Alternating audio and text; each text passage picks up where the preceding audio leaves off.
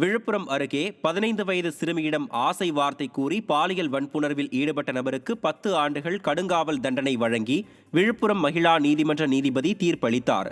திருவெண்ணைநல்லூர் அருகே உள்ள ஆமூர் கிராமத்தைச் சேர்ந்த வெங்கடேசன் என்பவர் அதே பகுதியைச் சேர்ந்த 15 வயது சிறுமியை சில வருடங்களுக்கு முன்பு திருமணம் செய்து கொள்வதாக ஆசை வார்த்தை கூறி பாலியல் வன்புணர்ச்சி செய்ததாக தெரிகிறது. இது தொடர்பான வழக்கில் சிக்கிய வெங்கடேசனுக்கு விழுப்புரம் மகிழா நீதிமன்றம் 10 ஆண்டுகள் கடுங்காவல் சிறை தண்டனை விதித்து 22,000 ரூபாய் அபராதம் விதித்து தீர்ப்பு வழங்கியது. மகளுக்கு பாலியல் தொல்லை கொடுத்த கொடூர தந்தைக்கு 5 ஆண்டுகள் சிறை தண்டனை விதித்து நாகை மாவட்ட போக்சோ சிறப்பு நீதிமன்றம் தீர்ப்பளித்துள்ளது. வடக்கு நல்லியான் தோட்டம் பகுதியைச் சேர்ந்த ராகேஷ் சர்மா என்பவரது மனைவி கருத்து வேறுபாடு காரணமாக பிரிந்து சென்ற நிலையில் வீட்டில் இருந்த மகளுக்கு அவர் பாலியல் தொல்லை கொடுத்துள்ளார். இது தொடர்பான வழக்கு நாகை போக்சோ சிறப்பு நீதிமன்றத்தில் நடைபெற்று வந்த நிலையில் மகள் என்றும் பாராமல் பாலியல் தொல்லை கொடுத்த ராகேஷ் சர்மாவுக்கு 5 ஆண்டுகள் சிறை தண்டனையும் 10,000 ரூபாய் அபராதமும் விதித்து தீர்ப்பு அளித்தது. மேலும் பாதிக்கப்பட்ட சிறுமிக்கு 2 லட்சம் ரூபாய் இழப்பீடு வழங்கவும் நாகை மாவட்ட ஆட்சியருக்கு நீதிமன்றம் உத்தரவிட்டது. மதுரை கீழவாசல் பகுதியில் அரசு பேருந்தில் இருந்து இறங்கிய மூதாட்டி அதே பேருந்து மோதி உயிரிழந்தார். மதுரை பெரியார் பேருந்து நிலையம் சென்ற அரசு பேருந்தில் பயணித்த மூதாட்டி கீழவாசல் பேருந்து நிறுத்தத்தில் இறங்கியுள்ளார். பேருந்தில் இருந்து இறங்கி சாலையை கடக்க முயன்ற மூதாட்டி மீது அதே பேருந்து மோதியதில் சம்பவ இடத்திலேயே பலியானார்.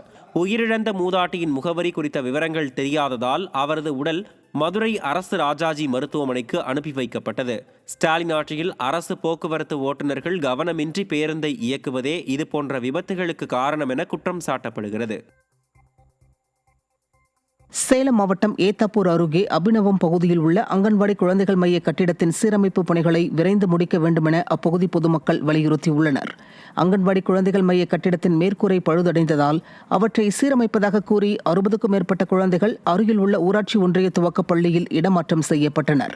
இந்த நிலையில் அங்கன்வாடி மையத்தின் மேற்கூரை அகற்றப்பட்டு பல மாதங்களாகியும் இதுவரை எந்த பணிகளும் நடைபெறவில்லை என குற்றம் சாட்டியுள்ள அப்பகுதி மக்கள் உடனடியாக சீரமைப்பு பணிகளை விரைந்து முடிக்க வேண்டும் என வலியுறுத்தியுள்ளனர். இது தொடர்பாக ஒப்பந்ததாரரிடம் கேட்டால் இந்த பணிகளை நான் எடுக்கவில்லை என அலட்சியமாக பதிலளிப்பதாக பொதுமக்கள் வேதனை தெரிவித்திருக்கின்றனர். திருச்சி விமான நிலையத்தில் ஷார்ஜாவிலிருந்து வந்த பயணியிடமிருந்து 70,71,000 ரூபாய் மதிப்பிலான தங்கம் பறிமுதல் செய்யப்பட்டது. ஏர் இந்தியா எக்ஸ்பிரஸ் விமானத்தில் வந்த பயணிகளிடம் நடத்தப்பட்ட சோதனையில் பயணி ஒருவர் பேஸ்ட் வடிவில் தங்கத்தை மறைத்து எடுத்து வந்தது தெரியவந்தது. இதையடுத்து 70,71,000 ரூபாய் மதிப்பிலான 780 கிராம் தங்கத்தை கடத்தி வந்த பயணி பிடிபட்டார். சேலம் மாவட்டம் ஏற்காடு மலைப்பாதையில் பாதுகாப்பின்றி 10 இடங்களில் சாலை பணிகள் நடைபெறுவதால் வாகன ஓட்டிகள் அச்சமடைந்துள்ளனர். ஏற்காட்டில் மலைப்பாதையை விரிவுபடுத்துவது, சாலையோர பாதுகாப்பு தடுப்புச் சுவர்களை புதுப்பிப்பது உள்ளிட்ட பணிகளை நெடுஞ்சாலைத்துறையினர் குத்தகைதாரருக்கு ஒப்பந்தம் விட்டு மேற்கொள்கின்றனர். சாலை பணிகள் நடைபெறும் இடத்தில் எந்தவித எச்சரிக்கை பலகையும் வைக்காததால் மலைப்பாதையில் விபத்து ஏற்படும் அபாயம் உள்ளது. நெடுஞ்சாலைத்துறை மலைப்பாதையில் விபத்துக்கு பிள்ளையார் சுழி போடுவது போல செயல்படுவதாக குற்றச்சாட்டு எழுந்துள்ளது. திருப்பத்தூர் மாவட்டம் ஆம்பூர் அருகே அதிவேகமாக வந்த அரசு பேருந்து தனியார் பள்ளி பேருந்து மீதும் சாலையோர கடை மீதும் மோதி விபத்துக்குள்ளானது. உமராபாத் பகுதியில் அதிவேகமாக வந்த அரசு பேருந்து மாணவர்களை ஏற்றிக்கொண்டு சென்ற தனியார் பள்ளி பேருந்து மீதும் சாலையோர கடை மீதும் மோதியது. இந்த விபத்தில் தனியார் பேருந்தில் பயணம் செய்த மாணவர்கள் காயமின்றி அதிர்ஷ்டவசமாக உயிர் தப்பினர். வாணியம்பாடி பகுதியைச் சேர்ந்த அரசு பேருந்து தற்காலிக ஓட்டுநர் யுவன்ராஜ் அதிவேகமாக பேருந்தை இயக்கியதால் விபத்து ஏற்பட்டதாக கூறி அவரை சிலர் தாக்கினர். திறனற்ற ஸ்டாலின் ஆட்சியில் போக்குவரத்து துறையில் ஓட்டை உடைசல் பேருந்துகளை தற்காலிக ஓட்டுநர்களை கொண்டு இயக்குவதால் விபத்துகள் அதிகளவில் ஏற்படுவதாக பொதுமக்கள் குற்றம் சாட்டியுள்ளனர்.